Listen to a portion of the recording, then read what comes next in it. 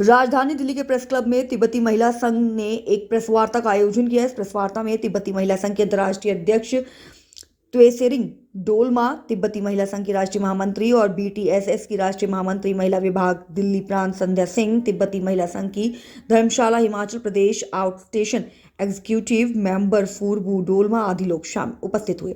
वहीं तिब्बती महिला संघ के अंतर्राष्ट्रीय अध्यक्ष त्वेसेरिंग डोलमा ने कहा कि चीनी सरकार ने तिब्बतियों से उनके बुनियादी मानवाधिकारों को छीन लिया है। तिब्बती लोगों के खिलाफ व्यवस्थित दुर्व्यवहार, जिनमें अभिव्यक्ति, धर्म, संस्कृति और आंदोलन की स्वतंत्रता पर प्रतिबंध, साथ ही मनमाने ढंग से हिरासत में लेना और यातना देना शामिल है।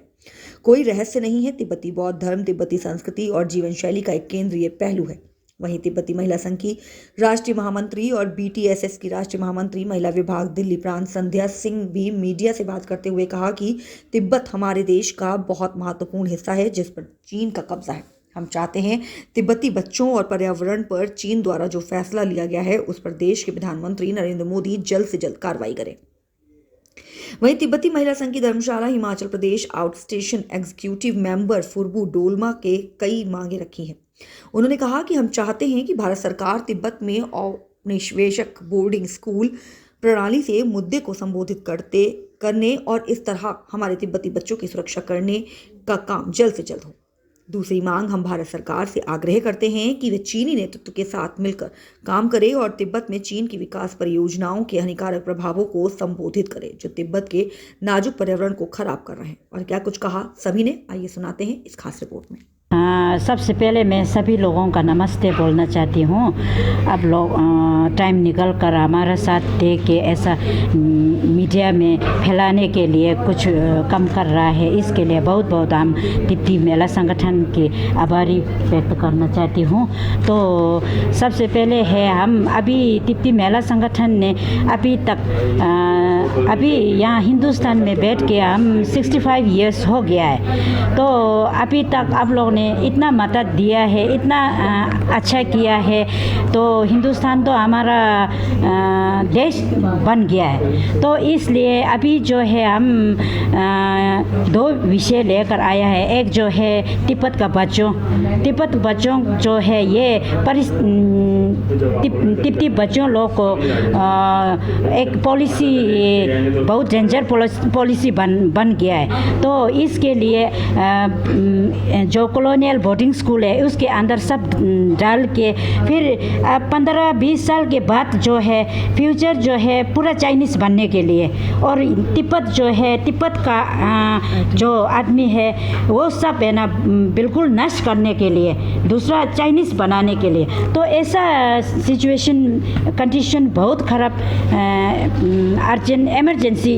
कंडीशन बन गया है। बाल दिवस को लेकर क्या कुछ कहना चाहिए? हाँ जी, बाल दिवस को लेकर ये हम बहुत महत्वपूर्ण मानते हैं, क्योंकि हम यहाँ इंडिया में बैठा है। इंडिया को बाल दिवस जो है ये हम बहुत मानते हैं। जब हम छोटी से लेकर अभी स्कूल में यहाँ हिंदुस्तान स्कूल में गया है तो उसी से लेकर हम ये हर साल हम मानते हैं। क्या मांग करते हैं आप प्रधानमंत्री को लेकर? तो ये मान के चला है अभी जो है ना तिब्बत का बच्चों जो है वो ऐसा सिचुएशन हो गया है। तो इसके चिंतित से हम ये बोलना अनुरोध करना चाहती हूँ कि वहाँ का थोड़ा अच्छा हो। तो और हम गवर्नमेंट ऑफ इंडिया को क्या बोलना चाहती हूँ, इसका परिस्थिति जो अभी बिगड़ रहा है वो जो सुलझाइए, ये मांग करना चाहती हूँ। Thank you. पहली बात तो मैं नमस्कार करूंगी और मैं सबका स्वागत किया है। मैंने जो हमारी तिब्बती बहनें धर्मशाला से एक यात्रा लेके निकली हैं इस उद्देश्य को लेके कि उन्होंने एक आंदोलन बना के निकली हैं कि 14 नवंबर को बाल दिवस होता है और उस पर उन्होंने एक मुद्दा बनाया कि हमारे वहाँ पे तिब्बती जो बच्चे हैं तिब्बत में उनके साथ बहुत गलत किया जा रहा है। 4 साल का बच्चा स्कूल जाने लायक नहीं होता है, बहुत छोटा होता है, उसको बोर्डिंग में नहीं डालना चाहिए। देनी है शिक्षा तो घर में दे। उनके पहली बात ना, जो हम लोग भी अपने बच्चे घर में आप अपने संस्कृति सिखाते हैं, संस्कार सिखाते हैं, तो हर एक पेरेंट्स को, हर एक परिवार को हक है कि वो अपने बच्चों को सिखाएं। यहाँ पे क्या होता है तिब्बत में कि वो चाहते हैं कि बच्चे का ब्रेन वॉश उसी समय से स्टार्ट होता है, तो वो 4 साल के बच्चे को बोर्डिंग में डाल देते हैं और उनको अपनी जो लैंग्वेज है, चीनी मंदाकिनी जो लैंग्वेज है वो सिखाई जा रही है, जिससे वो चाइनीज़ बन जाए। जी, तो आज आप क्या मांग कर रही हैं प्रधानमंत्री मोदी जी से, क्योंकि यहाँ पर कैलाश मानसरोवर को लेकर भी बातचीत की गई है, आपने भी कहीं ना कहीं भारत तिब्बत सहयोग मंच की तरफ से सभी लोगों को पटका पहनाया है, उनके लिए भी आपने मांग की है, क्या कुछ करेंगे? मैंने यही मांग करी, मैंने क्या, हम सब ने, हम भारत तिब्बत समन्वय संघ की तरफ से, मैं भारत तिब्बत समन्वय संघ की राष्ट्रीय महामंत्री दिल्ली से हूँ और हमारे भारत तिब्बत समन्वय संघ के सभी कार्यकर्ता काफ़ी टाइम से इन्हीं सब चीज़ों में लगे हुए हैं कि, और हम लोगों पहले भी कई सांसदों को और प्रधानमंत्री मोदी जी से और हमने राष्ट्रपति जी से भी हम मिले थे इस उद्देश्य को लेकर कि ये जो संकल्प जो वो था पत्र जो दिया गया था 1962 में, उस समय से लेके अब तक कोई इस पे कुछ नहीं किया गया। फिर हमने इस पत्र को दोबारा से सांसदों को वो याद दिलाने के लिए हमने फिर से एक संकल्प लिया है हमने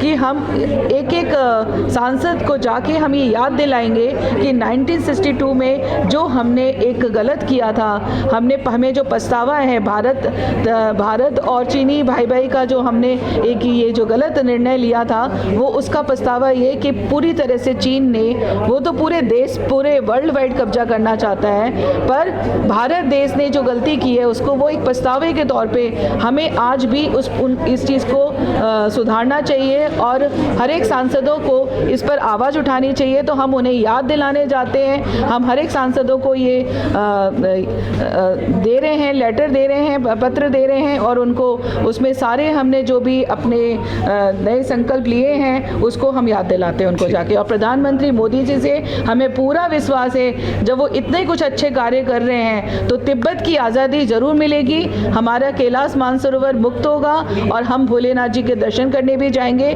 क्योंकि तिब्बती हमारा कभी भी दुश्मन नहीं था, वो हमारा परिवार है और आगे भी परिवार रहेगा। परम पूजनीय दलाई लामा जी हमारे देश में रहते हैं, हमारे गुरु जी हैं, वो हम पूरा देश उन्हें गुरु मानता है और वो हमेशा गलत बातें नहीं सिखाते हैं, सबको शांति की बातें सिखाते हैं और शांति से ही हमें तिब्बत चाहिए।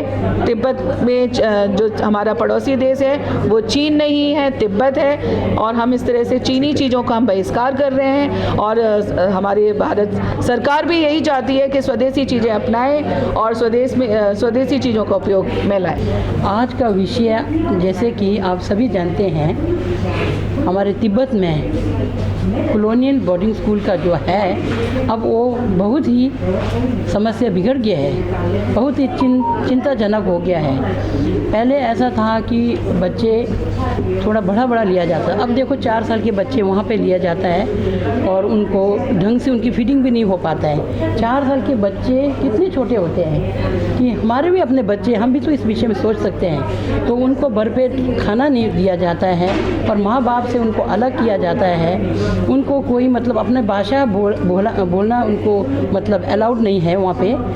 तो ये सारे आने वाले दिनों में, कुछ ही सालों में या 10-15 सालों में मैं समझती हूँ कि हमारे इंडिया में भी इसके बहुत बड़ा फर्क पड़ेंगे कि तिब्बती ही नहीं रहेगा तो तिब्बत कहाँ से रहेगा। यही आप पहले ये मेरा ये सवाल है सभी। तो क्या मांग कर रही हैं? हम ये मांग करते हैं, जैसे कि हम अभी हमारे prime minister Modi ji 2nd time उनके विनिंग हुआ है ऐसे प्राइम मिनिस्टर, हम उनसे रिक्वेस्ट करते हैं कि मेंबर ऑफ पार्लियामेंट में या फिर चीन के हमारे प्रेसिडेंट के साथ बातचीत किया जाए और दलाई लामा जी को चीन के प्रेसिडेंट से मुलाकात होने का कोई मतलब उम्मीद जताया जाए, ताकि तिब्बत और चीन और भारत ये सारे मतलब प्रॉब्लम सॉल्व हो जाए। और आने वाले दिनों में जैसे वो हमारे पर्यावरण के जो मतलब सारे नदियां हैं और विष है और पहाड़ है, सारे डिस्ट्रॉय हो रहे हैं, तो ये भी बहुत ही चिंताजनक है। आने वाले कई सालों में एशिया में पानी की बहुत कमी हो जाएगी इससे, और अगर तिब्बत सूख जाएगा, पानी रोक दिया जाएगा, तो आने वाले 5-10 सालों में अभी भी बहुत प्रॉब्लम होता है। दिल्ली में मैं भी रहती हूँ, आप लोग भी रहते हैं, गर्मियों में कितने प्रॉब्लम होता है। ये सारे क्यों हो रहे हैं? क्योंकि ब्रह्मपुत्र है, हमारे सतलुज रिवर है, गंगा रिवर है, ये सारे वो बांध बनाए जा रहे हैं, उनको यूज़ करके डाइवर्ट कर दिया जाता है। तो इस विषय में बहुत ही सोचने के, अब हमारे मतलब पहले जैसा स्थिति नहीं रहा है, इसलिए women central Tibetan women association हमारे धर्मशाला के प्रेसिडेंट है, मेंबर है, और वाइस प्रेसिडेंट है, हमारे सारे जितना भी मेंबर्स हैं सबको साथ लेके, एक औरत होने के बावजूद धर्मशाला से कोई बाइक में है, कोई ऐसा करके मतलब जगह जगह रुक के अभी हमारे यहाँ पे पहुँचे हैं दिल्ली में। तो हम ये आज का जो कार्यक्रम है मेरे हिसाब से बहुत ही अच्छा हुआ है। ठीक है। तो मैं आप सभी से मतलब मीडिया वालों से ये कहना चाहूँगी, आप इस न्यूज़ को जितने हो सकते आप वर्ल्ड वाइड तक फैलाइए। ठीक है मैम, ताकि आने वाले दिनों में हम सबका भला हो सके। ठीक है। मैं यही इन्हीं के साथ मैं ज़्यादा कुछ भी नहीं कहूँगी। हमारे कॉलोनियल बोर्डिंग स्कूल है, इसके विषय में हमारे नेता और हमारे प्राइम मिनिस्टर मोदी जी, प्रधानमंत्री मोदी जी और हमारे मतलब जितने भी संगठन है, ये नहीं है कि BTS अकेला है, भारत तिब्बत सहयोग मैत्री संघ है, बहुत सारे हमारे संगठन है हमारे इंडिया में, बहुत सारे कौन है हम सब इंडियन, सब लोग मिलके हाँ मिलके सब हमारे प्रोग्राम को सॉल्व करने का हमारे मदद कीजिए। हम हाथ जोड़ के आप लोग से विनती करते हैं, हमारे छोटे छोटे बच्चे बिना खाना के ऐसे ही मर जाएंगे।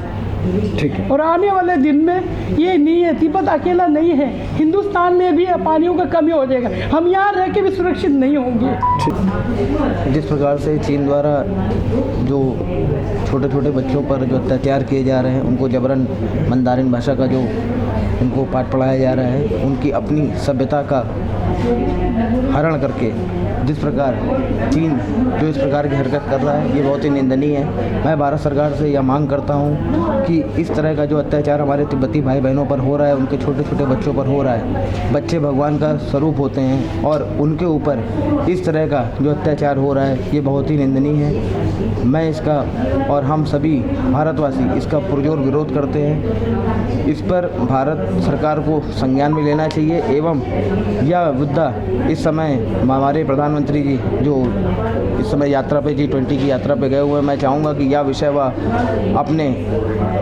इस विषय पर कुछ अपने मंतव्य रखें और इस पर कुछ ना कुछ एक्शन जरूर हो। भारत की जितने भी हमारे पर्यावरण के रक्षक हिमालय है, और हिमालय जो है तिब्बत ही हमारा पठार है और तिब्बत ही हमारी छत है। अगर हमारे यहाँ पर हमें किसी से भी, चाहे वो हमारी प्राकृतिक आपदा है, चाहे हमारे मानसून के बादल हैं, चाहे वो हमारे लिए पानी की समस्या है, जल है, जल देना का है, सारे सोर्सेज जो हैं वो तिब्बत से ही हमें मिलते हैं, क्योंकि नदियाँ ही वहाँ से आ रही हैं, सारे हमारे वहीं से ग्लेशियर्स आ रहे हैं। हमें सबसे पहले उनके पर्यावरण को देखना है। बहुत सेंसिटिव एरिया पे हम बैठे हैं, यहाँ पे हम ग्लोबल वार्मिंग को भी झेल रहे हैं। दूसरी तरफ से अगर इस तरह से हमारे जो इकोलॉजिकल सिस्टम्स है उनको फिर छेड़ा जाएगा तो हम बहुत मुश्किल है। मेरा पहली मांग तो यही है कि जिस तरह से शिक्षा का अधिकार हम सब बच्चों के लिए देते हैं, हम भारत में शिक्षा का अधिकार दे रहे हैं, वैसे ही हर जगह पर शिक्षा का अधिकार हो, लेकिन शिक्षा किसी के ऊपर इस तरह से ना थोपी जाए कि वो जो है वो कॉलोनियल दिखे। नंबर 2, हमें अपनी इकोलॉजी, अपने एनवायरनमेंट को लेकर सेंसिटिव होना चाहिए, क्योंकि अगर हम ही नहीं होंगे तो क्या चीज़ के लिए आप लड़ रहे हैं और किस चीज़ के लिए लड़ रहे हैं। किसी भी देश के लिए उसका भविष्य बच्चे होते हैं। जो बच्चों के साथ इतना सलूक हो रहा है, एथनिक क्लींजिंग जो चाइना की चल रही है, इसका हम पुरजोर विरोध करते हैं और हम अपने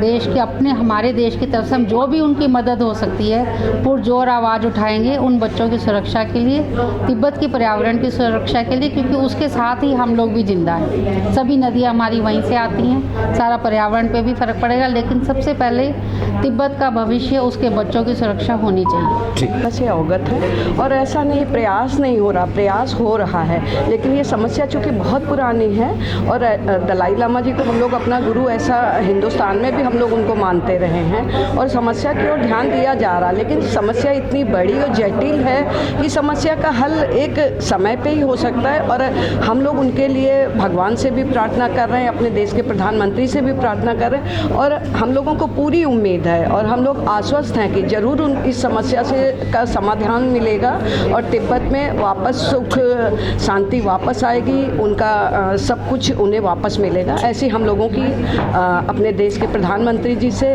और ईश्वर से ये प्रार्थना है।